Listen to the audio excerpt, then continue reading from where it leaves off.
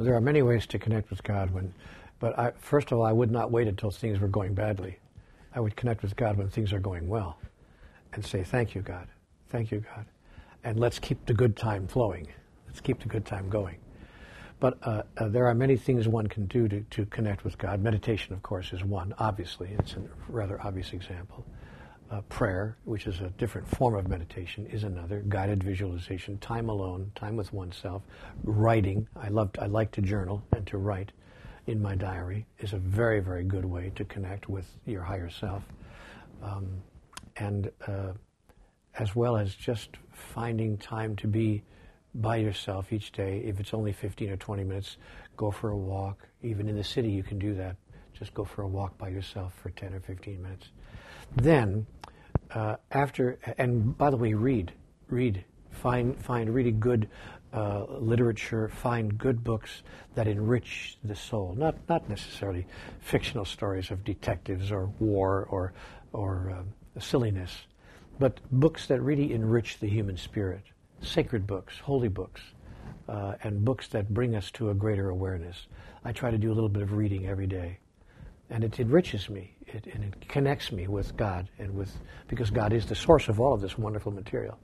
Then, the second step is to connect with other people. Even if you're having a bad time in your life, there's someone who's having a worse time. Even if you're having a major challenge, there's someone who's facing a bigger challenge. So the time when I need ministering, the time when I need the presence of God, is the time when I provide ministering and provide the presence of God to others. Let me give you a story from my life. I was going through just such a time around 20 or 25 years ago. Nothing was going well in my life, and I was depressed and very sad. And a friend of mine said, I want you to come with me. There's somebody who needs your help. And I said, no, I don't want to be bothered. I'm not having a good time right now. This is a bad month. This is a bad period. Just leave me alone. Let me be. And he said, no, I want you to come with me. I've seen you for the past 3 weeks. You're very depressed. Enough. That's enough of that. You've been indulging yourself enough.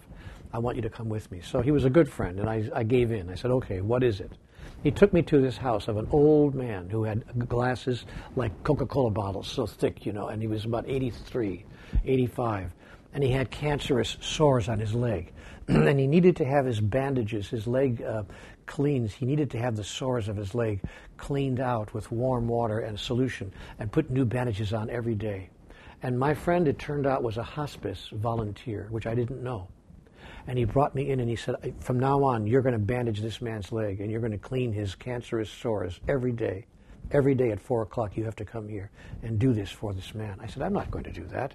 I didn't ask to do that. I'm not going to do that. He said, you're going to do that or you're going to lose my friendship. And I had known this man for 17 years. I said, you would take your friendship away from me? He said, why not? You've taken your friendship away from me. You're sitting in your house depressed, walking around, crying your eyes out. I don't see you anyway. What's the difference? You need to get out of yourself and out of your own misery and out of your own sadness, and you need to see someone who has more misery and more sadness than you, and you need to be in service to that person. And I did that. I took his advice, and every day for 1.5 years, I went to that old gentleman's house, and I changed his sword. We became very good friends. He told stories of his childhood. I told about my hopes for the future. He told me all about his yesterdays. I told him all about my tomorrows. It was a delicious, delicious time. It changed my life. So you want to find God in your life? Find someone who needs God in theirs. And bring God along with you.